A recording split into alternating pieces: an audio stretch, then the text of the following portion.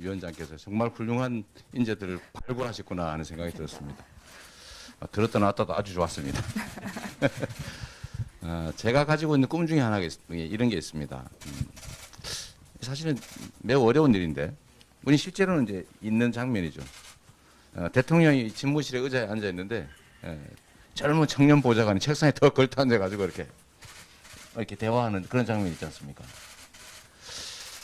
그 자유로움, 그다음에 소통, 뭐 이런 것들이 실제로 좀 구현이 돼야 이 행정도 좀 투명해지고 국민들의 목소리도 제대로 반영이 될 거다 그런 생각을 합니다. 근데 말씀하신 것처럼 쉽지가 않아요, 사실은. 저도 보니까 이 가까운 아주 참모들이 제가 일종의 뭐 지위가 좀 바뀐다고 그럴까? 그러니까 점점 말 수가 줄어들어요. 그래서 말을 해라 라고 했는데도 잘 안 되는데, 어쨌든 매우 중요한 지적을 해주신 것 같습니다. 앞으로 여러분이 그 역할을 좀 해주시죠. 제가 일단 연락처 드릴 테니까 저한테 직접 연락을 좀 주십시오. 제가 최근에 이제 청년들과 관련해서 저 자신이 생각을 좀 바꾼 게 하나 있습니다. 그게 뭐냐면, 저는 나름대로 누구보다도, 어떤 정치인보다도 청년들과 가까이 지내려고 노력했고, 또 많이 듣고 있고, 또 그들의 애환을 많이 이해한다고 생각했는데, 어느 순간에 갑자기 아님을 깨달았습니다.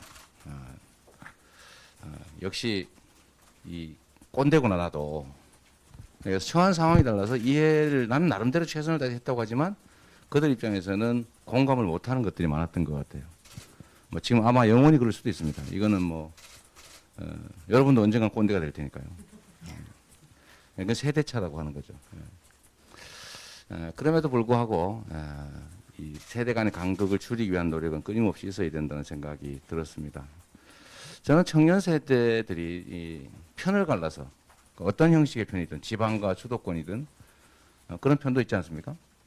또 남성과 여성 뭐 이런 편, 이 편을 갈라서 다투는 정도가 아니라 거의 뭐 전쟁에 가까운 이런 상황들이 참으로 가슴 아프다. 그리고 그 오죽 기회가 부족하면 자기들끼리 죽기 살기 경쟁을 하게 됐을까, 이제 그런 생각을 하게 됐습니다. 그런데 제가 이제 그 말씀을 한번 더 드렸어요. 청년들끼리 다투지 말고 이 작은 둥지 안에서 누가 둥지 밖으로 떨어질 것이냐, 여기에 집중하는 것도 중요한데 왜 이 둥지가 이렇게 작아졌을까에 대해서 고민할 필요도 있겠다. 결국은 청년들끼리 싸울 게 아니라 기성체제와 싸워야 된다라는 생각이 들었던 거죠. 우리 기성세대들은 정말 고도성장 시대를 살아오면서 꿈을 실현해왔고, 또 뭐 얼마든지 다시 도전할 수 있는 기회들이 있으니까 과감하게 도전해서 성취해왔던 거죠. 근데 그 과정에서 발생했던 이 불공정의 누적, 그로 인한 엄청난 양극화, 격차, 불평등 이런 것들을 방치하다 보니까 이게 결국은 사회적으로 비효율을 노정하고 사람들한테 의욕을 꺾고 결국 저성장이라고 하는 구조적인 늪에 빠져버린 겁니다. 지금 이걸 바꾸려고 하니까 기득권의 저항은 심하고 바꾸긴 쉽지가 않고, 그러니까 점점 청년들의 상황은 어려워지고, 또 그렇다고 기성체제 또는 기성세대들과 경쟁을 하기도 어려운 상황, 이런 상황들이 또 우리가 만든 거 아니겠느냐, 기성세대들이. 이제 그런 근본적인 좀 이렇게 반성에 도달했습니다. 이제 앞으로 이 문제를 좀 많이 바꿔야 되겠죠. 이제 공정성을 회복하는 것, 또 위기를 기회로 만드는 것, 이런 것들을 통해서 우리가 기회의 장을 넓히고 또 청년들에게도 기회가 많이 주어지는 그런 활력 넘치는 사회를 만들어야 될 텐데, 아까 말씀하신 대로 이 문제 역시도 이제 우리 사회의 구조 문제가 있습니다.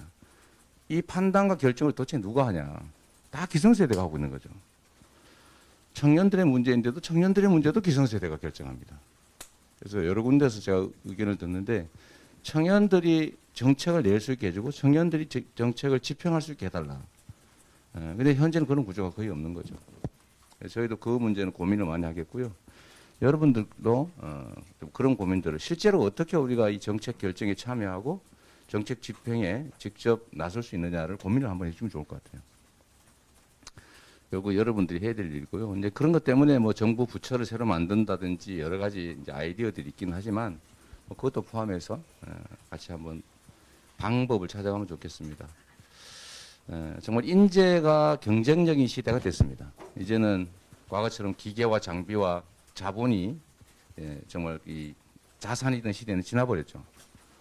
창의와 혁신의 시대가 도래하고 있고 특히 뭐 인공지능이나 소위 기술혁명 시대에는 정말 한 명의 뛰어난 인재들이 전 인류를 구제할 수도 있죠. 그런 시대인데 어떤 인재 양성과 관련된 우리의 관심도 또 투자도 좀 많이 늘려야 되겠다는 생각이 듭니다. 여러분들한테 기대가 매우 크고요. 어떤 정책들이 바람직한지 같이 고민도 해봐 주시고 또 스스로 어떤 구조를 만들면 좋을지를 한번 저희한테도 얘기를 해주세요. 그래서 제가 아직 공식적으로 제가 말씀드리긴 좀 그렇지만 뭔가 청년 미래, 우리 청년들은 청년이라고 하는 하나의 단위의 문제가 아니라 결국 우리 사회 미래에 관한 문제이기 때문에